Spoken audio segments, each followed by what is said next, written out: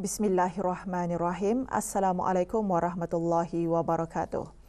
Nasib anak-anak yatim di negara ini terus diberi perhatian oleh pelbagai pihak, terutama menjelangnya Hari Raya Aidilfitri yang akan disambut dalam beberapa hari lagi.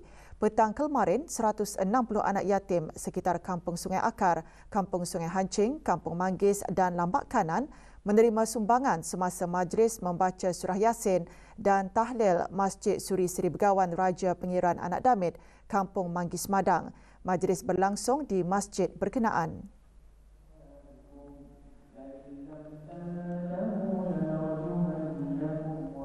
Hadir yang berhormat Pihin Orang Kaya Seri Kerna Datuk Seri Setia Dr. Haji Awang Abu Bakar bin Haji Apong, Menteri Hal Ehwal Dalam Negeri. Bacaan surah Yasin dan tahlil dipimpin oleh Awang Muhammad Khaizuran Amali bin Haji Kamsani, Imam Masjid berkenaan. Majlis diteruskan dengan penyampaian derma disumbangkan oleh syarikat Nazmi Textile Mall.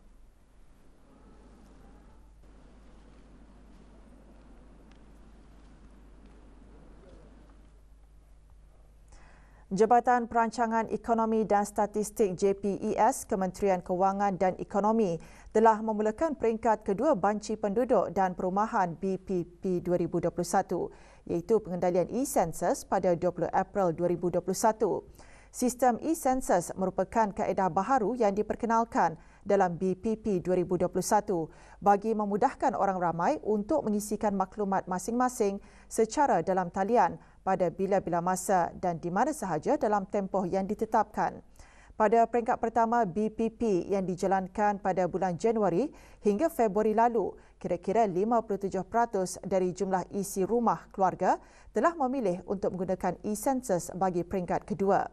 Sehubungan itu, bagi memudah cara penggunaan sistem e-Census, JPES menganjurkan klinik e-Census di Kementerian Kewangan dan Ekonomi bermula kemarin hingga Rabu depan. Pelancaran klinik tersebut disempurnakan oleh Yang Berhormat Datuk Seri Setia Dr. Awang Haji Muhammad Amin Liu bin Abdullah, Menteri di Jabatan Perdana Menteri dan Menteri Kewangan dan Ekonomi kedua. Klinik tersebut bertujuan untuk membantu orang ramai dalam penggunaan sistem e-Census secara praktikal. Selain warga Kementerian Kewangan dan Ekonomi, klinik tersebut juga dibukakan untuk kunjungan orang ramai.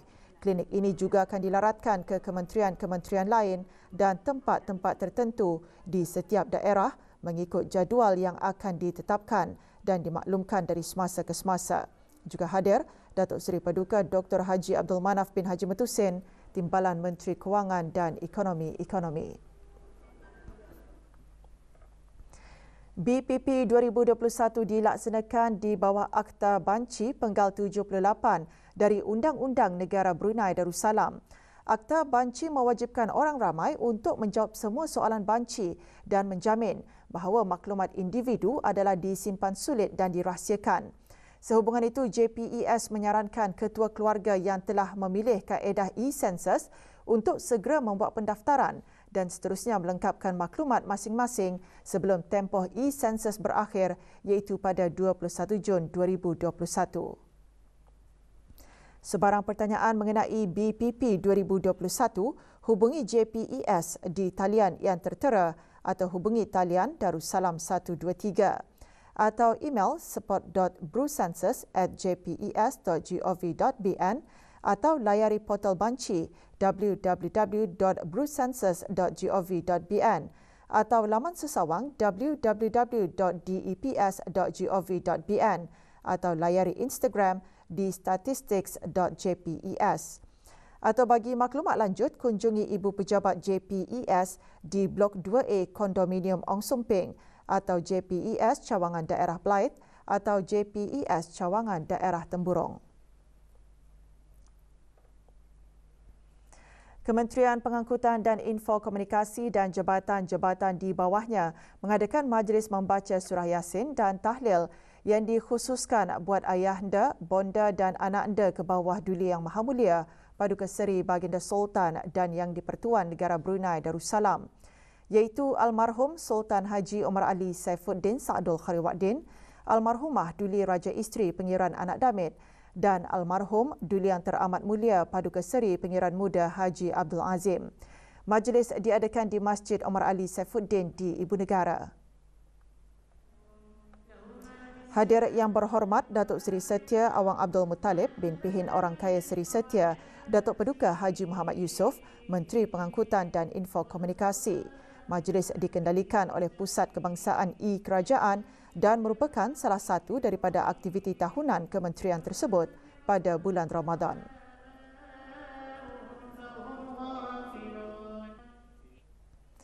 Pelbagai kegiatan amal dan berkebajikan terus diadakan bagi menyemarakkan bulan Ramadan walaupun bulan suci ini hampir ke penghujungnya. Jawatankuasa Takbir Majlis Kesejahteraan Masyarakat MKM petang kemarin menyusur Sungai Brunei menuju ke Kampung Menunggul bagi meraikan 200 penduduk terdiri daripada golongan kurang berkemampuan dalam majlis berbuka puasa. Majlis berlangsung di Masjid Kampung Menunggul. Menyertainya yang berhormat Major Jeneral Bersara Datuk Paduka Seri Awang Haji Aminuddin Ehsan bin Pihin Orang Kaya Saiful Muluk, Datuk Seri Paduka Haji Abidin, Menteri Kebudayaan Belia dan Sukan. Majlis diteruskan dengan penyampaian derma kepada 9 orang anak yatim dari kampung berkenaan. Sementara itu, 30 ketua keluarga turut menerima sumbangan yang disampaikan oleh Awang Muhammad Yusof Sheikh Abdul Halim yang dipertua MKM. Sepanjang bulan Ramadan tahun ini, MKM telah mengungkayahkan pelbagai kegiatan khususnya dalam membantu meringankan beban golongan kurang berkemampuan di negara ini. Mahkamah Syariah Jabatan Kehakiman Negara Jabatan Perdana Menteri kemarin mengadakan majlis penutupan Tadarus Al-Quran bulan Ramadan dan diselajurkan dengan majlis penyampaian sumbangan kepada kaki tangan Mahkamah Syariah yang terpilih. Majlis berlangsung di Dewan Serbaguna Bangunan Mahkamah Besar Brunei dan Mahkamah Syariah di Ibu Negara. Bacaan surah Al-Fatihah dipimpin oleh Yang Berhormat Pihin Orang Kaya Paduka Seri Utama Datuk Paduka Seri Setia Awang Haji Salim bin Haji Besar, Ketua Hakim Syar'i. Majlis diselajurkan dengan penyampaian sumbangan dan cenderahati kepada 57 kaki tangan Mahkamah Syariah yang terpilih.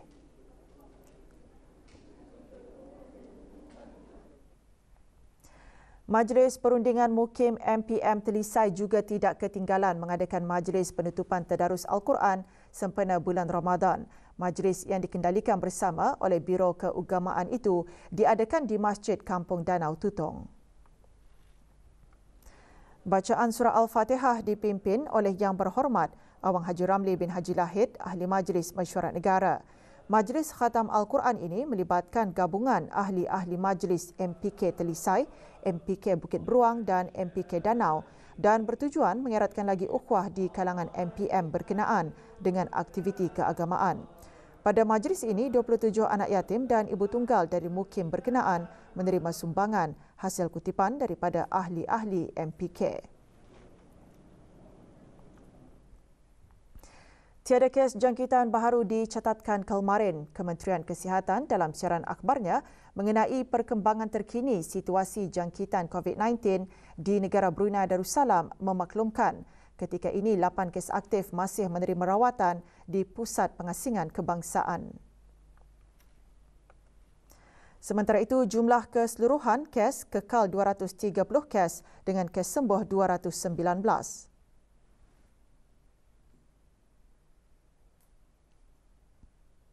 Kes terakhir jangkitan tempatan COVID-19 dilaporkan pada 6 Mei 2020, manakala jumlah kes import sejak kes jangkitan terakhir tempatan dilaporkan sebanyak 89 kes.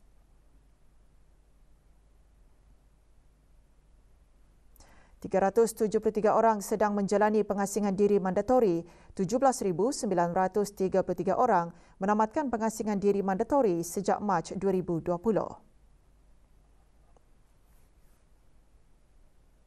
Manakala 47 sampel ujian virus SARS-CoV-2 telah dilaksanakan, menjadikan jumlah keseluruhan ujian makmal yang dijalankan sejak Januari 2020 kepada 122,339 ujian. Maklumat lanjut dan perkembangan terkini layari laman sesawang Kementerian Kesihatan dan talian Kesihatan 148. Sempena cuti awam Hari Raya Aidilfitri, Kementerian Kesihatan dalam siaran akhbarnya memaklumkan perubahan waktu operasi bagi perkhidmatan kesihatan di bawah Jabatan Perkhidmatan Kesihatan di pusat-pusat dan klinik-klinik kesihatan. Ikuti maklumat lanjut mengenainya.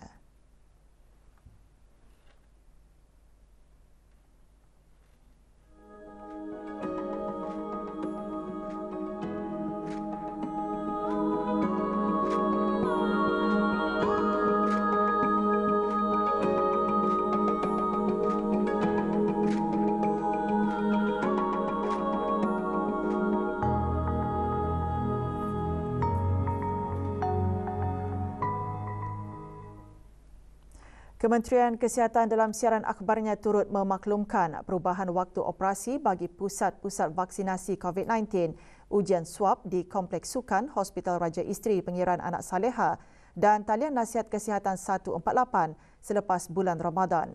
Ikuti maklumat lanjut mengenainya.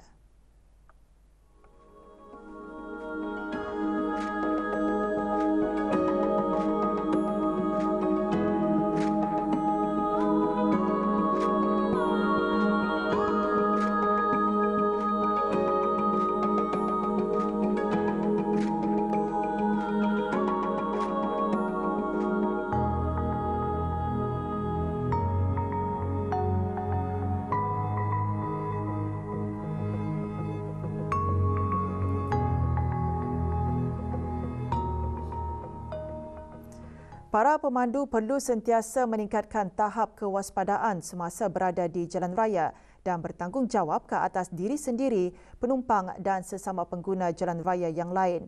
Lebih-lebih lagi semasa Hari Raya Aidilfitri tidak lama lagi. Di samping itu, para pengguna jalan raya juga perlu sentiasa mematuhi peraturan lalu lintas jalan raya dan mengamalkan etika pemandu berhemah, termasuk tidak memotong di tempat yang berbahaya dan tidak berlumba di jalan raya dan tidak membuat atau melakukan pusingan kenderaan di tempat-tempat yang berbahaya. Dalam pada itu, kita juga harus mengambil perhatian untuk memastikan lesen memandu dan lesen kenderaan adalah sah. Pemandu-pemandu hendaklah sentiasa memastikan dokumen-dokumen berkenaan adalah masih sah. Di samping itu juga pemakaian tali pinggang keledar adalah satu perkara yang baik dan sangat penting. Ia dapat menyelamatkan nyawa apabila terjadi sebarang kemalangan yang tidak diingini. Awang Haji Rozali bin Haji Saidon, pengarah pengangkutan darat, membuat saranan tersebut ketika ditemui pada majlis penyerahan paket sampel raya di kaunter-kaunter Ibu Pejabat Jabatan Pengangkutan Darat dan di kaunter-kaunter Jabatan Perkhidmatan Pos di seluruh negara kemarin. Sebanyak 15,000 paket sampel raya diedarkan. Sampel raya berkenaan memaparkan mesej-mesej keselamatan jalan raya yang bertepatan dengan nasihat daripada Majlis Kebangsaan Keselamatan Jalan Raya MKKJR kepada orang ramai untuk meningkatkan kewaspadaan untuk sama-sama menjaga keselamatan di jalan raya semasa musim perayaan. Sejak awal tahun 2021, seramai 118 orang dicatatkan telah memeluk agama Islam di negara Brunei Darussalam. Petang kemarin, 2 orang lagi masing-masing berbangsa Cina dan Filipina melafazkan ikrar Islam dalam satu majlis pengislaman di sebuah hotel di Gadong. Awang Liu Xiaolong, 24 tahun, memilih nama Islamnya sebagai Adam Abdullah Liu dan diikuti oleh Ma April Gracio Liantada, 35 tahun, memilih nama Islamnya sebagai Aminah Maria Liantada binti Abdullah. Hadir Awang Haji Abdul Rajid bin Haji Muhammad Saleh, pengarah Pusat Dakwah Islamiah. Majlis diteruskan dengan penyampaian cenderamata kepada saudara-saudara baru tersebut.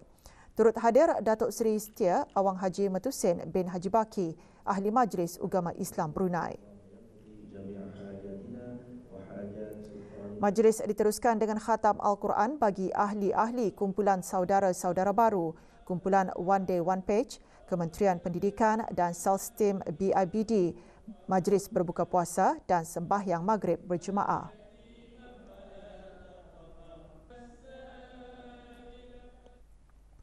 mempertingkatkan amalan di akhir bulan Ramadan antara yang dikongsikan semasa ceramah khas yang dikendalikan oleh pasukan polis Diraja Brunei bagi pegawai dan anggota kaki tangan pasukan polis Diraja Brunei.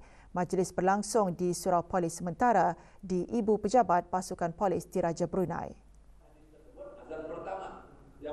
Hadir Pengiran Datuk Seri Pahlawan Haji Muhammad Jeffrey bin Pengiran Haji Hamid, Timbalan Pesuruhjaya Pasukan Polis Diraja Brunei. Ceramah khas turut berkisar tentang pentingnya mengambil iktibar dan pengetahuan bagi memperbaiki ibadah sepanjang bulan Ramadan. Dalam pada itu, pasukan polis Diraja Brunei kemarin menerima kenderaan baharu untuk kegunaan di Pulau Muara Besar daripada Darussalam Enterprise Day. Majlis penyerahannya diadakan di Ibu Pejabat Pasukan Polis Diraja Brunei, Jalan Tunku. Penyerahan mokki bagi 2 buah kenderaan pacuan 4 roda yang dinaik taraf spesifikasinya kepada kenderaan polis disempurnakan oleh Javid Ahmad, Ketua Pegawai Eksekutif D, kepada Pengiran Datuk Seri Pahlawan Haji Muhammad Jeffrey bin Pengiran Haji Abdul Hamid, Timbalan Pesuruhjaya Pasukan Polis Diraja Brunei. 31 anak yatim yang terpilih menerima sumbangan dalam majlis penyampaian derma dan bersungkai anjuran Persatuan Belia Kampung Lambak Perbekal.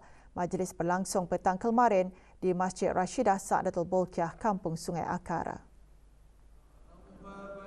Hadir Awang Haji Zailani bin Haji Abdul Malik, pemangku Ketua Kampung Sungai Akar. Majlis bermula dengan tahlil beramai-ramai dan diteruskan dengan penyampaian derma. Ditubuhkan pada tahun 1985, Perbekal giat menjalankan aktiviti amal khasnya dalam memeduli anak-anak yatim sebagai program tetap tahunan. Sukan saingan Liga Perdana Inggeris diteruskan lagi malam dan awal pagi tadi. Leeds United yang berdepan Tottenham Hotspur menang 3-1, Sheffield United pula tewas 0-2 kepada Crystal Palace, manakala pendahulu Liga Manchester City juga tewas 1-2 kepada Chelsea dan Liverpool yang menentang Southampton menang 2-0.